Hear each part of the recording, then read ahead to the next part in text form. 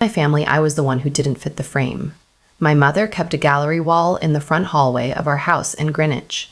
Perfectly spaced photographs of my brother's lacrosse championships, his Yale graduation, his wedding at a vineyard in Napa. I am in exactly 2 of those photos, both taken before I turned 12, both slightly out of focus, as if even the camera wasn't sure I belonged. I had stopped trying to explain myself to them a long time ago. It wasn't a dramatic decision. There was no single moment where I sat down and said, enough. It was more like a slow exhale that lasted about 6 years. The length of time I had been stationed away from home, building a life they didn't understand and had never asked about. My mother still introduced me at her garden club luncheons as my daughter, the one in government work.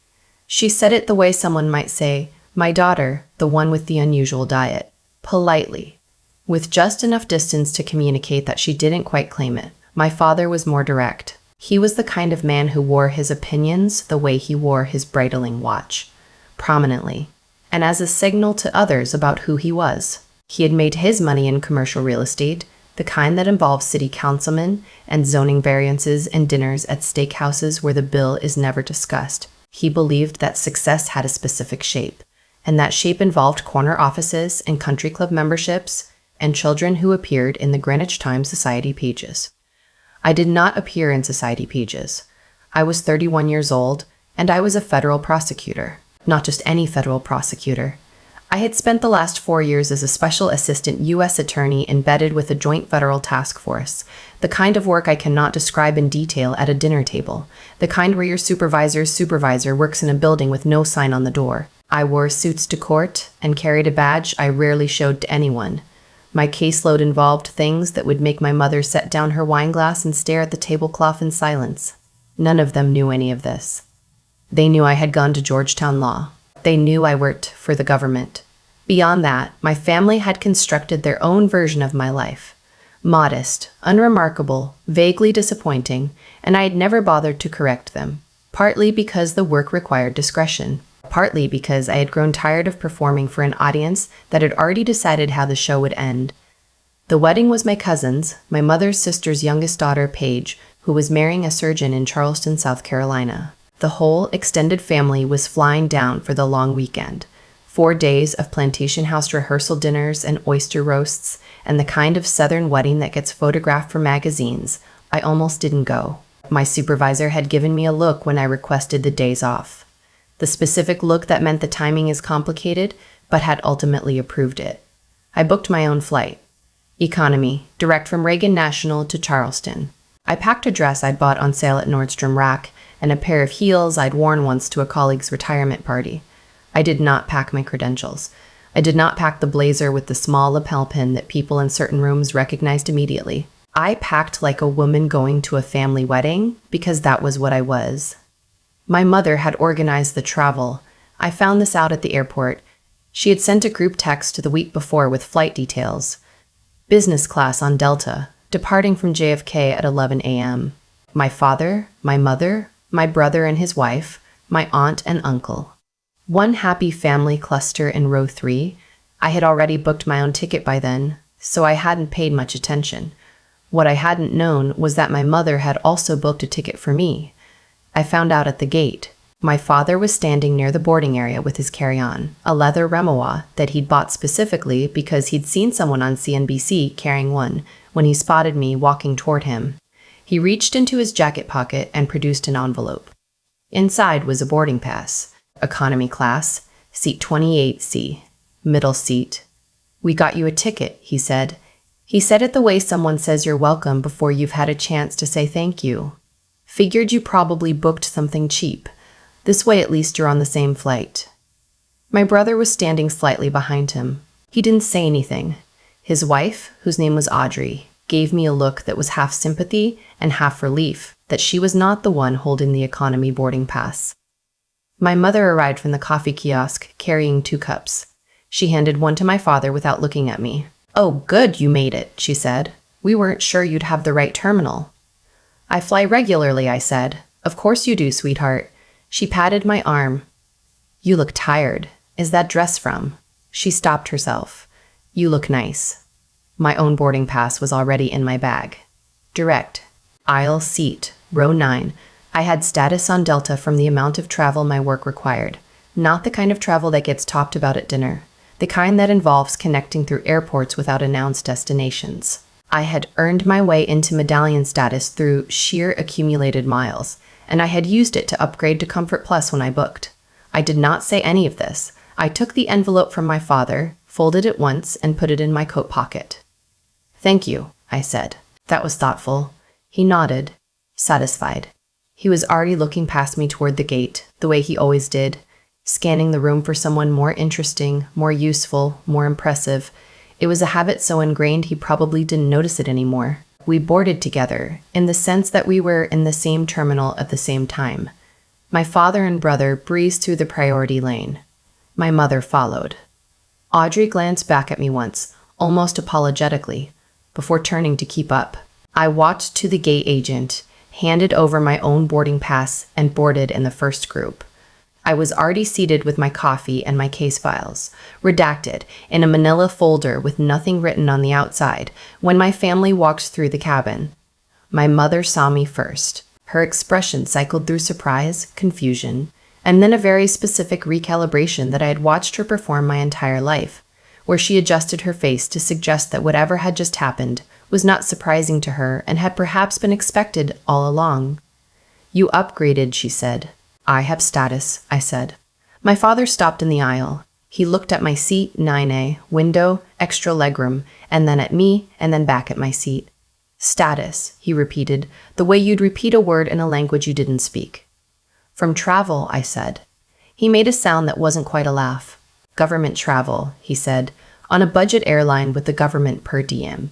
He shook his head. "Must be nice, the taxpayer lifestyle." My brother moved past him without speaking. Audrey murmured something that might have been, "Excuse me," as she squeezed through. My mother leaned down slightly. "We'll see you in Charleston, sweetheart," she said. She said it gently, the way you speak to someone who has made a small and somewhat predictable error. They moved to business class. I opened my case files and did not watch them go. Charleston in April is a specific kind of beautiful that makes you understand why people write novels set there. The air smells like salt water and wisteria and something older underneath. History, maybe. Or just the particular weight of a place that has been continuously inhabited for 350 years. I stepped off the jet bridge and took a breath and felt, for a moment, like a person on vacation. My phone buzzed before I reached baggage claim. It was my deputy, Marcus. Marcus had been with the task force for 2 years, and he communicated almost exclusively in terse declarative sentences, which I appreciated. Jurisdiction confirmed. Warrant executing Monday. You're needed for sign-off Sunday night. Secure lime. I stopped walking. A man behind me said, "Excuse me," and steered around me with his rollerboard. I typed back, "Understood." Then I put my phone in my pocket and went to find my checked bag. The rehearsal dinner was Friday night at a restaurant on the waterfront that had exposed brick and candlelight and a menu where nothing had a price listed next to it. My aunt had rented out the private dining room. There were toasts. There was she crab soup, which I had never had before and which was extraordinary. My cousin Paige looked the way people look when they are about to marry someone who genuinely loves them, slightly dazed, like she couldn't quite believe her own luck. I sat at the end of the table next to my great-uncle Warren, who was 83 and hard of hearing and wanted to talk about his time in the Navy, which suited me perfectly. We talked about ship classifications for 45 minutes, and I learned 3 things I hadn't known about destroyer escorts. It was the best conversation I had at the dinner. My father gave a toast. He talked about Paige's accomplishments, her degree from Vanderbilt, her work at a marketing firm, her wonderful choice in a husband. He talked about family legacy and what it meant to build something that lasts. He looked around the table as he spoke, meeting eyes with the people he considered worth addressing. He did not look at me. He had not looked at me since the airplane. Later, when people were milling around with their after-dinner drinks, my mother found me near the windows. "Your father is just proud of Paige," she said. It was preemptive. She had learned to do this, arrive with an explanation before I had said anything that required one. "I know," I said. "He should be. She seems genuinely happy." "He's proud of you too," she said, in his way. "Mom," I said it quietly. She looked at the water. "I wish you'd chosen something more visible, Something we could talk about. It's hard to explain what you do. You've never asked me what I do. She turned to look at me then. Something crossed her face that I couldn't fully read. I'm asking now, she said. But before I could answer, Paige appeared at my elbow wanting a photograph, and the moment dissolved into camera flashes and repositioning and my mother's social smile snapping back into place like a rubber band. The wedding was Saturday afternoon. I wore the Nordstrom rack dress, which was navy blue and fit well, and the heels, and I put my hair up because it was going to be 82 degrees. I sat on the bride's side, third pew from the back, next to a woman from my cousin's college who laughed at everything and offered me a mint twice during the ceremony. It was a good wedding. Saturday night was the reception, which extended well past midnight and involved a band that played Motown and a lot of people dancing on a temporary floor they constructed in the garden. I danced with great Uncle Warren, who was more coordinated than he had any right to be. I drank 2 glasses of champagne. I ate the lemon wedding cake and thought about nothing except the icing, which was very good. Sunday morning arrived the way Sunday mornings do at weddings, quietly, with a hangover light enough to ignore and a feeling of everything winding down. We were all flying back that afternoon. My family was taking the 3:15 to JFK. My father had, once again, organized the travel. He had texted the group with gate information that morning, and I had read it and not responded, because my flight was different. I had a 12:45 back to Reagan National. I needed to be back in DC by evening. I did not explain this in the group text. I came down to the hotel lobby at 10:30 with my bag to check out. My mother was at the front desk. My father was in one of the lobby chairs with his phone. My brother and Audrey were waiting near the door with their luggage. My father looked up. "Flight's at 3:15, he said. "You should check out by 2 to have enough time." "I have an earlier flight," I said. He frowned. "We're all going back together." "I have something I need to get back for. On a Sunday." He said it flatly, the way he said things he considered implausible. "What exactly do you have to get back for on a Sunday that can't wait until Monday?" I looked at him. I had been answering this question, in various forms, for 6 years. What exactly do you do that requires you to miss Christmas dinner? What exactly is so important that you couldn't make it to the 4th of July? What exactly do you have to get back for? I had always answered with some version of nothing, deflecting, minimizing, changing the subject. "Dad," I said, "I have to work. On a Sunday." "Yes." He looked at my mother. She looked at the carpet. "Eno," my father said, and his voice had shifted into the register I knew well, the one that was somehow both tired and disappointed and implying that the tiredness and the disappointment were my fault.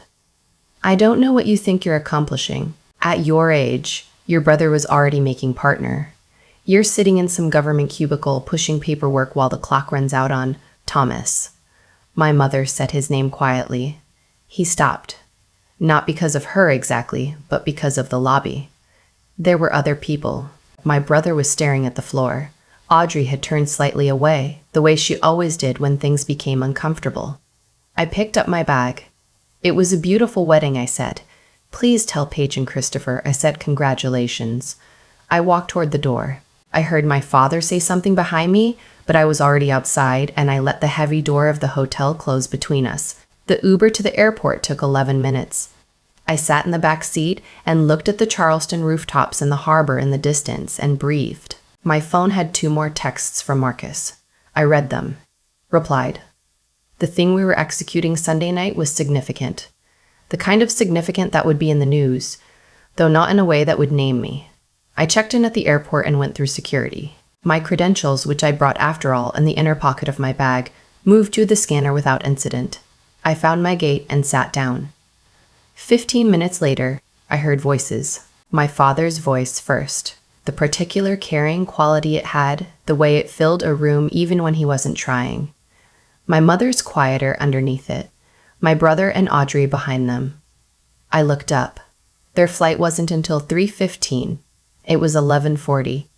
My father saw me at the same moment I saw him. His face did the same thing my mother's had done on the airplane. That quick adjustment, that recalibration. "Flight change?" he asked.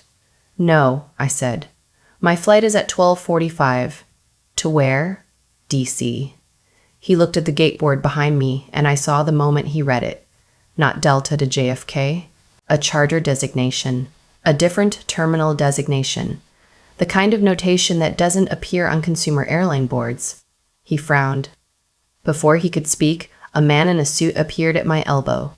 I had not seen him approach, which meant he was good at his job. He was young, late 20s, with the particular careful posture of someone who had been trained to be invisible and alert simultaneously. "Ma'am," he said. He was looking at me, not at my father, not at my mother. At me. "Agent Carver," I said. "The team's ready when you are." "We have a vehicle outside?"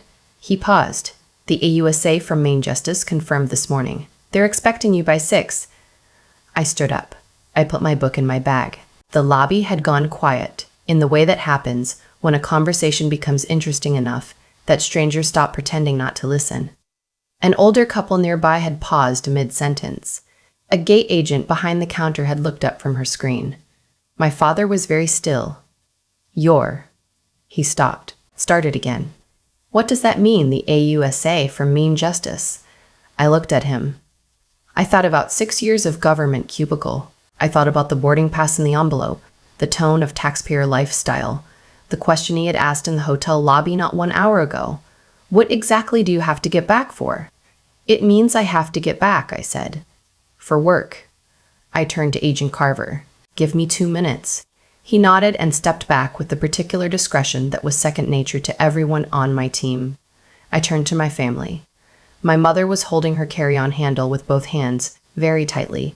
My brother was looking at me with an expression I had never quite seen on his face before, or maybe I had, a long time ago, before we both got old enough to stop being honest with each other.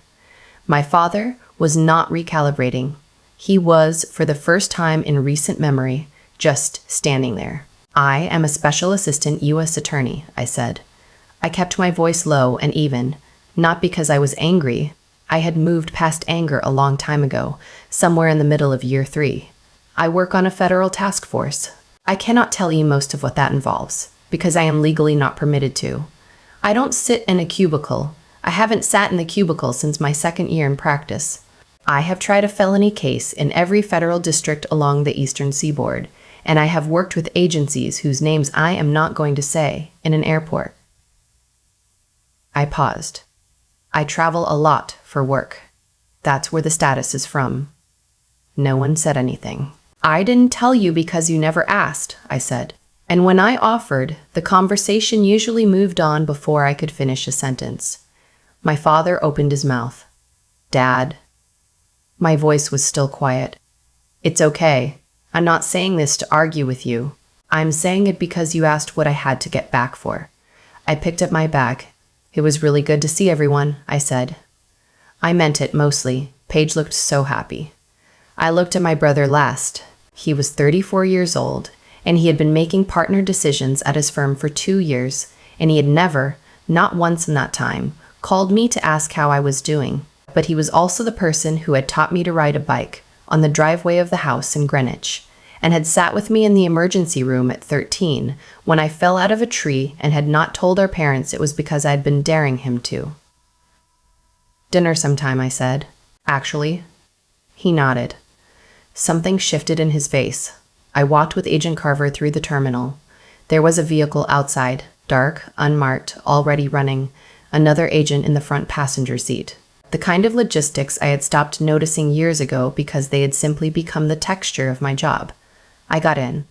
Charleston scrolled past the windows as we drove. The harbor, the steeples, the old streets that had been standing since before the country existed. I thought about Great Uncle Warren and his destroyer escorts. I thought about my cousin Paige and the way she had looked at her husband during the vows, as if she was seeing something she had been looking for without knowing it. My phone rang. It was my supervisor. We talked for 6 minutes about Sunday night. The conversation was specific and operational and would have made no sense to anyone outside the task force. When I hung up, I looked out the window. 3 hours later, I was in a secure conference room on the 4th floor of a building in D.C. that does not appear in any public directory. I had changed into work clothes in the car, not a uniform, but clothes that said I am here to do a specific job and I know what it is. There were 4 other attorneys in the room, 2 agents, and a federal judge participating by secure video. The warrant was reviewed. Questions were asked and answered. I had answers for all of them. We worked until 11:30 that night. I walked out of the building into the DC air, which was damp and smelled like rain and exhaust, and the particular institutional smell of government buildings that I had somehow come to associate with home. My driver was at the curb. He handed me a coffee without being asked. He had worked with me for 18 months, and he knew. My phone had a text from my brother. It said, "I looked you up." I didn't know any of that. "Can we actually do dinner?" I read it twice. I typed back, "Yes. Call me." Then I got in the car and I drank my coffee and I watched the city move past the windows. The monuments lit white against the dark sky. The streets still busy, even at midnight. The whole vast ordinary machinery of the country running the way it always was, quietly and on the work of people whose names nobody knew and whose flights didn't show up on the regular boards. I thought about my father in the airport, the stillness that had come over him. I did not feel triumphant. That surprised me. A little, I had expected to.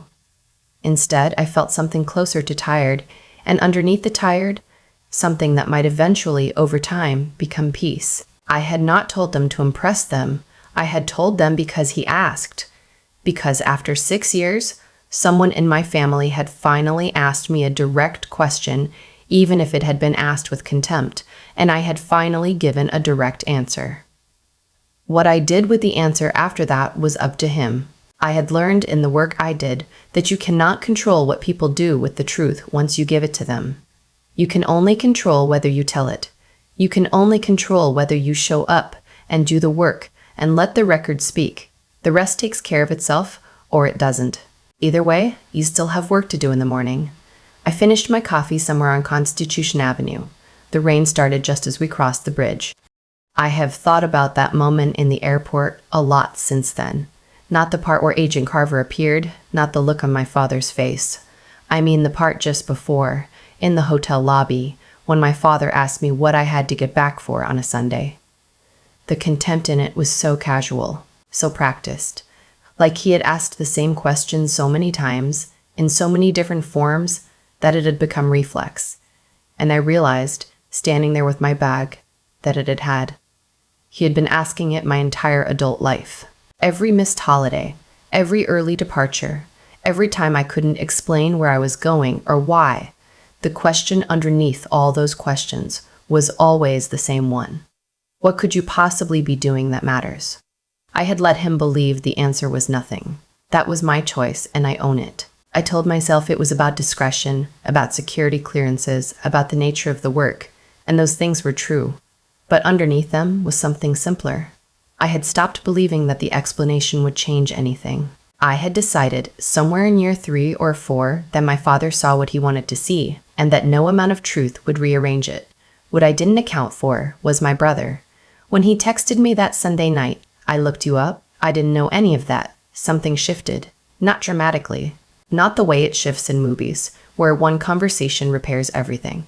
Just quietly, the way a door moves when the air pressure changes in a room.